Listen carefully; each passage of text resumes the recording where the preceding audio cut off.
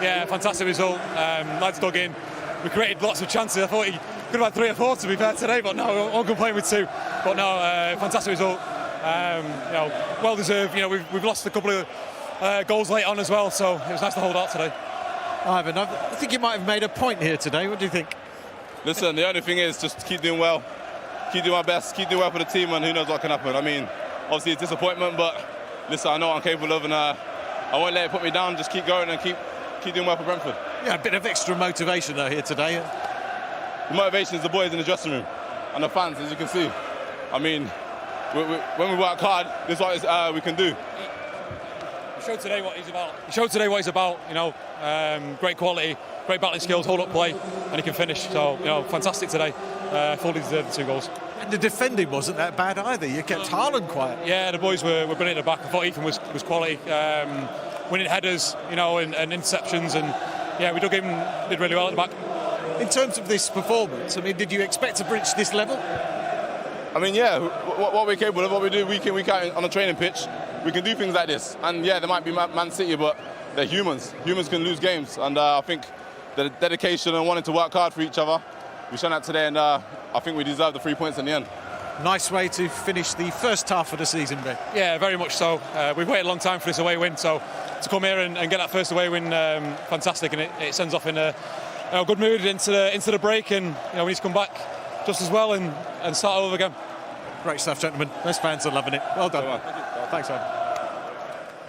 Yes, it had to be him, Ivan Toney and Brentford ending Manchester City's 16-game winning streak here at the Etihad. Rio, Jolyon and Peter watching with me. Peter, do you think if that happened last weekend, Ivan Toney would have been in that England squad? I'm not sure. I think you'd like to think Gareth Southgate's mind made up. It's not just resting on one game. It certainly wouldn't have done any harm, don't get me wrong, because he had a fantastic game. It wasn't just the goals, as I mentioned before. I thought his all-round game was good today, but I think Gareth will be comfortable with the decision with Callum Wilson. He's had a fantastic season, but Ivan Toney is, all he can do is play well, and he was brilliant today. Could have had a hat-trick as well, couldn't he? Could have been more. Yeah, it could have been, but I was more impressed. You put the goals to one side and them chances, his hold-up play, his ability to bring people into game. We're going to see a pass in a minute that he plays, that if Kevin De Bruyne plays that pass, it's doing mad numbers on social media, because it's just like the technique he's got, and he's just not an out-and-out number 9. He brings so much to this team, and he actually allows them that platform to then pounce and get out of a defensive shape, which I've really, really enjoyed to watch today. And it is his day-to-day in pictures, but again, he's the person that sets up this opportunity with the first header to bring someone else into play. Good save from Edison. I thought the game plan was spot on as well, from Thomas Frank. Like, they went direct, they were winning first balls, they were winning second balls, as you see here, and they just kept things alive. And Toney was the focal point for that. He was a constant menace. That was great defending. But, Edison was one of the best City players today. Yeah. They made them... It made him make saves, big saves in key moments. So, credit to them. Yeah, this wasn't a lucky result in regards to Brentford scoring. They created multiple opportunities, and Toney was the catalyst for everything involved Brentford going forward. He understood where to be, how to impact defenders' decisions, and slightly fortunate there in terms of how it potentially ricocheted off Laporte, but he earned the right to have that because it was a constant thorn in the City defence today. They had the more clear-cut, better chances throughout the whole game, first half and second half. They were the more potent-looking team. Yes, they were held back and penned back at times, but this is what I talked about earlier, about having the players, the profile of players to be able to do this. Break on the counter-attack, be quick, 3 against 2 here. Yes, it does slow down, 4v4, but then... But he's understanding to slow down his run Defender, and not just run as fast as he can to get in the box, see where the danger's going to be. But also, where he was inside his own box, so he's, his heart, his blood's pumping. So that is not an easy finish. Having run the length of the pitch, it looks like a tap-in, but it's last minute, it's the last kick of the game almost. And to have the calmness, that ice cold blood, we see it with his penalties. He's in that situation, he's calm. What does it say about his character and his mindset, Rio? Well, we spoke to one of the coaches before the game, and that's what he was talking about. His character and his personality is that he expects to score, he expects to play well, he expects of other people, he demands of other people. Not just a striker, he's got more to his game than just scoring goals. And here you see, look at his involvement, his touches all around the pitch.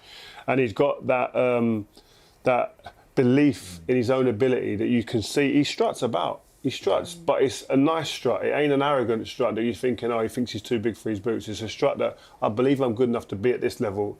Bearing in mind the journey he's taken to get to the Premier League again, I think it's a really, really cool story. Yeah, definitely. More touches than any outfield player. Just summing up how important he is to this team. Oh, he's vitally important for everything they do defensively, offensively. He's catalyst going forward, but we've seen his contribution defensively as well. We've seen him clear chances, we've seen him receive balls on his own box, drawing foul. So in terms of what Brentford need him to do, he's vitally important. And Peter touched on it as well. We've got to give credit to Thomas Frank as well. What did you think of the game plan and just how well they executed that for him today? Well, we asked him for the game plan before the game and he didn't give it to us. But, he said double up. But he showed us, and I think that understanding that you are going to have spells in the game where your backs are against the wall, but it's then how you can then bounce from that structure where you're sitting there waiting a little bit, not too deep, and then go. But you have to, I keep saying, you have to have the right players to be able to He did talk on the importance of nullifying Kevin De Bruyne, and we haven't seen Kevin De Bruyne had a little impact as we did today. So he obviously got that right and got around him and frustrated him as much as he could. And what did you think of their defensive display? Because they really kept Haaland quiet today. Yeah. He looked a bit rusty, do you think? Yeah, potentially. You could say that. But again, they was excellent. They nullified every attack, every threat. They was man-marked, touch tight in the box, which we haven't seen in recent weeks against Haaland. But in regards to every man, they had to contribute. Rico Henry going forward in the first half, but the second half, then he was the backstick clearing headers. So again, to come here and have this result, you have to play well as an individual and collectively as well. And they came into this game as well with just one win in 9, Brentford. Do you think rather than there being any major issues, any thoughts that they might have been struggling or having a lot of problems is because of how much they've overachieved as a team? Yeah, maybe last year they did overachieve, and I think it's always difficult the next year to maintain those standards. But they've had so many draws, and it's just a little bit of luck either way. They've also had injuries, but they came here today with, it was like from the minute they kicked off and they won 2 headers. You know, we all just stood up and went, oh, hold on a minute, there's a game on here. You know, everyone just came to this stadium assuming that Man City were going to roll over Brentford and go into the World Cup full of smiles. And Brentford had something to say about that. They were in it from minute one, and it was a fantastic display from them tactically. And of course they gave everything, and they had someone up front who could put the ball in the back of the net. And he delivered for them, and they're up to 10th as well. What does that change for them, do you think, ahead of this break and for the second half of the season? Confidence, 100%. I think you want to finish this spell of the league and going into the World Cup on a good, positive note. And they've done that. I think every team talk would have said that they've had that kind of mention in the change room. We're having a break. Let's get 3 points, sort ourselves going into this moment. And to do that here at Manchester City, away at the Etihad, is a huge, huge statement for them. But also the belief. And touching on the point the guy said there about your second season syndrome, it's the first season you're a surprise package a lot of the time. Everybody are prepared now and they know about the team, but they'll know that the likes of a Tony. And to be able to keep performing, putting in performance like this, is testament to the coaching as well, the coaching staff, and making sure that they're prepared. Well, let's hear from the mastermind of that famous Brentford victory over Manchester City. Thomas Frank is with Des. Thomas, that's a wonderful win. One of the must be the most satisfying of your career, perhaps? One of them. Yeah. I still think the playoff final will always be the biggest one because we need to go into the promising land. But of course it's up there. Spoke to some of the people who've been in the club for forever and say this is probably not as the most important, but as a single result, maybe the biggest ever. If you compare the two clubs in terms of resources, we are talking about City, one of the richest clubs in the world. I think we have the second lowest budget in Premier League, and we are just a bus stop in Hounslow. So I think it's pretty impressive that we are going here to Etihad and actually, from my perspective, well-deserved winning. If you look at the bigger chances and all that, I know, of course, they had possession a lot and a lot of shots, but I think we eliminated them very well throughout the game. So I'm unbelievable proud. We took on their best team. We are missing 4 of our normal starters. So mind-blowing performance from the lads. And a tremendous team performance. But you made a point of taking Irving Toney to the away fans there. He's had a fantastic match this evening. Oh, fantastic. Yeah. Yeah, can't praise him enough.